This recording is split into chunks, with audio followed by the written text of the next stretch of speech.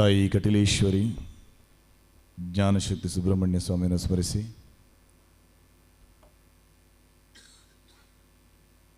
ಕೂಳೂರು ಕನ್ಯಾನ ಸದಾಶಿವ ಶೆಟ್ಟಿಯವರು ನಮ್ಮ ಫೌಂಡೇಶನ್ನ ಗೌರವಾಧ್ಯಕ್ಷರು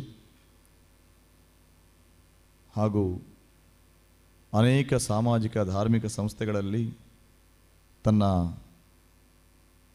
ಸರ್ವಸ್ವ ಅಂತಲೇ ಹೇಳ್ಬೋದು ನಾವು ಅರ್ಪಣೆಗೆ ತೊಡಗಿಸಿಕೊಂಡಂತಹ ಒಬ್ಬ ಮಹಾನ್ ಪುರುಷ ಕನ್ಯಾನ ಸದಾಶಿವ ಶೆಟ್ಟರು. ನಮಗೆಲ್ಲರಿಗೂ ಬಹಳ ಹೆಮ್ಮೆ. ನಮ್ಮ ಫೌಂಡೇಶನ್ನ ಗೌರವಾಧ್ಯಕ್ಷ ಸ್ಥಾನವನ್ನು ಅಲಂಕರಿಸಿದ ಮೇಲೆ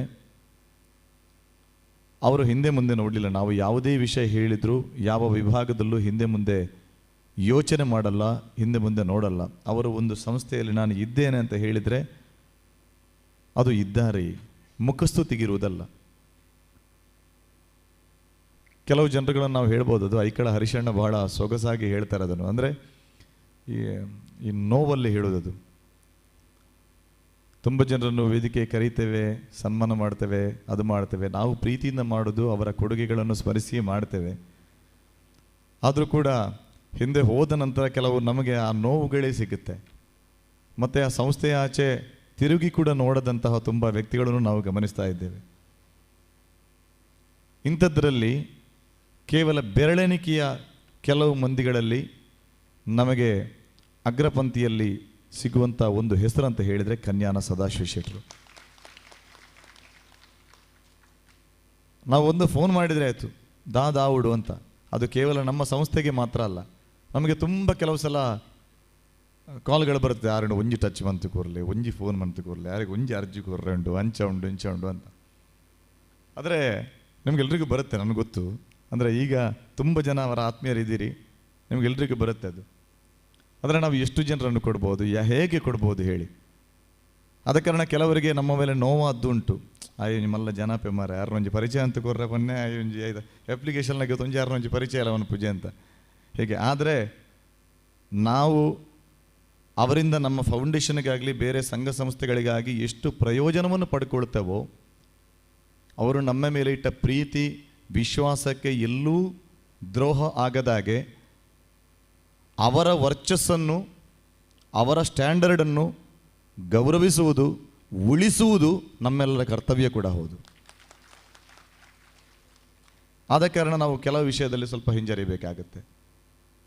ಆದ ಕಾರಣ ಎಲ್ಲ ಬಂದಂತಹ ಮಹನೀಯರಿಗೆ ನಾನು ಮೊತ್ತ ಮೊದಲ ವಾಕ್ಯದಲ್ಲಿ ನಾನು ಕ್ಷಮೆ ಯಾಚಿಸ್ತೇನೆ. ಯಾಕಂತ ಹೇಳಿದರೆ ತುಂಬ ಜನ ನನಗೆ ಬಂದವರಲ್ಲೇ ಹೇಳಿದವರಿದ್ದಾರೆ, ಹಾಗೆ ಅವರದ್ದೊಂದು ಪರಿಚಯ ಮಾಡಿ ಹಾಗೆ ಹೀಗೆ ಅಂತ. ನಾನು ಅದರಲ್ಲಿ ತುಂಬ ಹಿಂದೆ.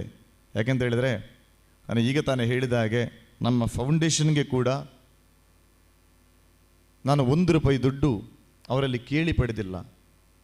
ಎನ್ನ ಬಾಲೆ ಆ ಕಾರ್ಯಕ್ರಮ ಮಂಟೊಂದುಲ್ಲೇ ಆಗ ದಾಲಾ ಸಮಸ್ಯೆ ಬಲ್ಲಿ ಅಂತೇಳಿ ಅವರು ಪ್ರಾಮಾಣಿಕ ಹೃದಯದಿಂದ ಸುಮಾರು 2 ಕೋಟಿ ರೂಪಾಯಿಯವರೆಗೆ ನಮ್ಮ ಫೌಂಡೇಶನ್ಗೆ ಧನ ಸಹಾಯ ನೀಡಿ ನಮ್ಮ ಫೌಂಡೇಶನನ್ನು ಆಧರಿಸಿದವರು. ಆದ ಕಾರಣ ಅವರಿಗೆ ಯಾವ ರೀತಿಯ ಋಣಿಗಳು ನಾವು ಅಂತೇಳಿ ಹೇಳಲಿಕ್ಕೆ ನನಗೆ ಶಬ್ದಗಳ ಕೊರತೆ ಇದೆ. ನಾವು ಬೇಡುದಿಷ್ಟೇ, ಅವರ ಎಲ್ಲ ಸಾಧನೆಗಳನ್ನು ನಾವು ನಮ್ಮ ವಿಟಿ ಮೂಲಕ ನಾವು ತೋರಿಸಿದೆವು. ಶ್ರೀಕಾಂತ್ ಅವರು ಬಹಳ ಸುಂದರವಾಗಿ ಅದನ್ನು ಮಾಡಿ ತೋರಿಸಿದ್ರು ನಮಗೆ. ಡೈಜ್ವರ್ಡ್ನ ಶ್ರೀಕಾಂತ್ ಅವರಿಗೆ ಅಭಿನಂದನೆಗಳು. ಅವರ ಎಲ್ಲ ಸಾಧನೆಗಳನ್ನು ಅದರಲ್ಲಿ ನಿರೂಪಿಸಿದ್ರು ಅವರು. ನಾವು ಏನು ಹೇಳಿ ಸನ್ಮಾನ ಸನ್ಮಾನ ಸನ್ಮಾನ ನಮ್ಮ ಕರ್ತವ್ಯ ಅದು. ನೋಡಿ, ಸಮಾಜಕ್ಕಾಗಿ ತನ್ನನ್ನು ತಾನು ತೆತ್ತುಕೊಂಡವರಿಗೆ ನಾವು ಎಷ್ಟು ಗೌರವ ಮಾಡಿದರೂ ಕಡಿಮೆ. ಇಷ್ಟೆಲ್ಲ ವಿಭಾಗದಲ್ಲಿ ಯಾವುದೇ ದೈವ ದೇವಸ್ಥಾನ, ಯಾವ ಸಾಮಾಜಿಕ ಸಂಸ್ಥೆ ಇರಲಿ, ಯಾವ ಧಾರ್ಮಿಕ ಸಂಸ್ಥೆ ಇರಲಿ, ಯಾವ ಶೈಕ್ಷಣಿಕ ಸಂಸ್ಥೆ ಇರಲಿ, ಕನ್ಯಾನ ಸದಾಶಿವ ಶೆಟ್ಟರು ಈಗ ಒಂದು 4-5 ವರ್ಷದಲ್ಲಿ ಅವರು ಎಷ್ಟು ಕೋಟಿ ರೂಪಾಯಿ ಕೊಟ್ಟಿದ್ದಾರೆ ಅಂತೇಳಿ ಅವರಿಗೆ ಲೆಕ್ಕ ಇರಲಿಕ್ಕೆಲ್ಲ. ಅವರ ಲೆಕ್ಕದಲ್ಲಿ ನಾವೊಂದು ಅಂದಾಜು ಮಾಡುವಾಗ, ಅವರ ಅಭಿಮಾನಿ ಬಳಗದ ಮೂಲಕ ನಾನು ಚಿಂತನೆ ಮಾಡುವಾಗ ಒಂದು 150 ಕೋಟಿದ್ದು ನಮಗೆ ಲೆಕ್ಕಾಚಾರ ಸಿಕ್ಕತ್ತೆ.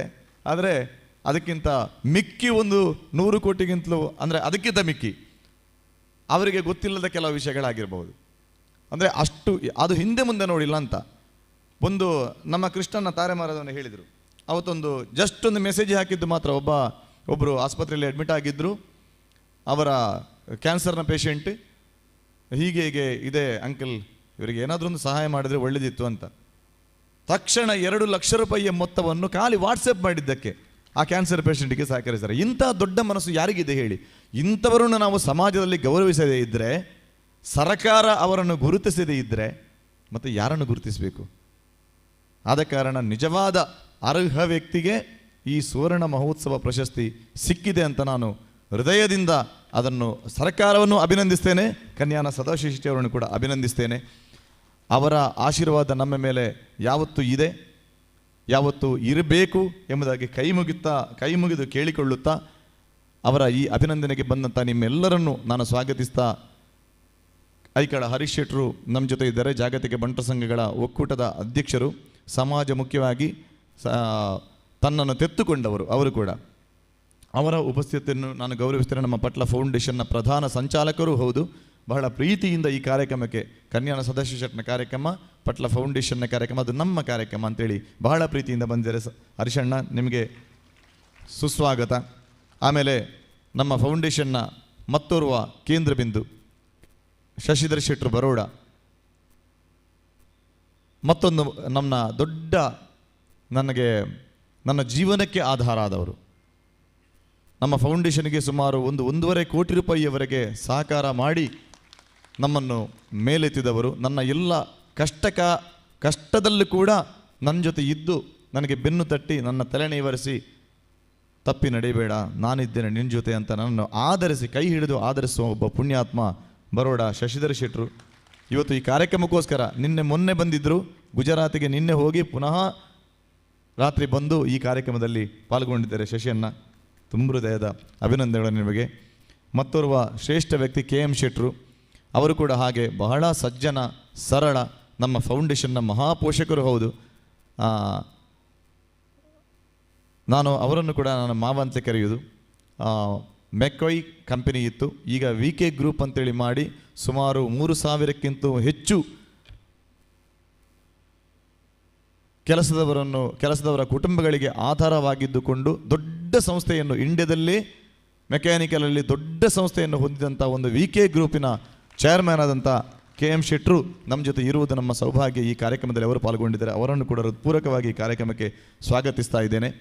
ಮತ್ತೊಬ್ಬರು CA ದಿವಾಕರ್ ರಾವ್, ಅವರ ಕಂಪನಿಯ ಮೂಲಕ ನಮಗೆ ಸುಮಾರು 1 ಕೋಟಿ ರೂಪಾಯಿ ನಮ್ಮ ಫೌಂಡೇಶನ್ಗೆ ಸಹಾಯ ಮಾಡಿದಂಥ CA ದಿವಾಕರ್ ರಾವ್ ಅವರು ಕಟೀಲ್ನವರು, ಅವರನ್ನು ಕೂಡ ಈ ಕಾರ್ಯಕ್ರಮಕ್ಕೆ ಹೃತ್ಪೂರ್ವಕವಾಗಿ ಸ್ವಾಗತಿಸ್ತೇನೆ.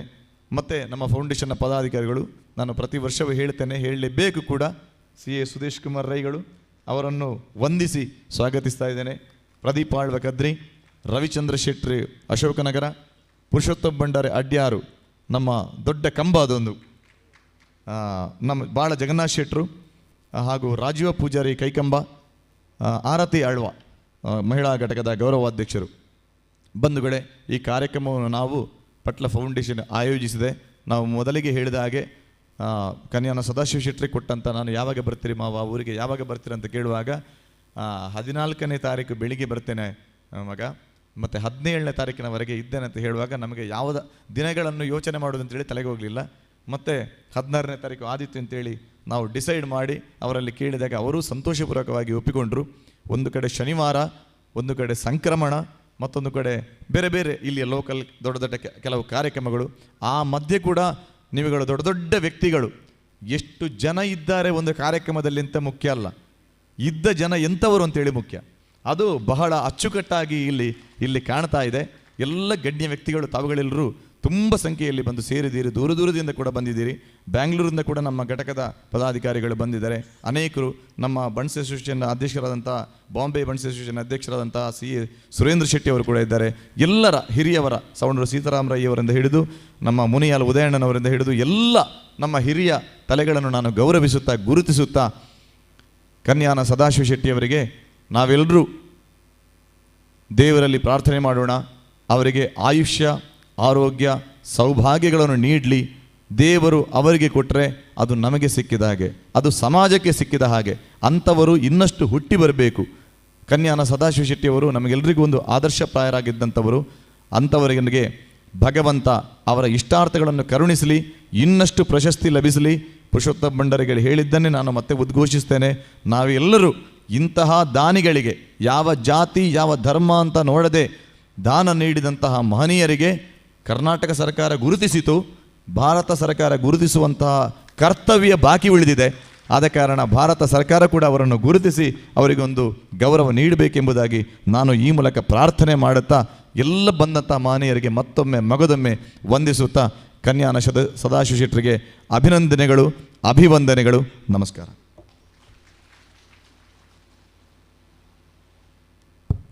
ಮನದಾಳದ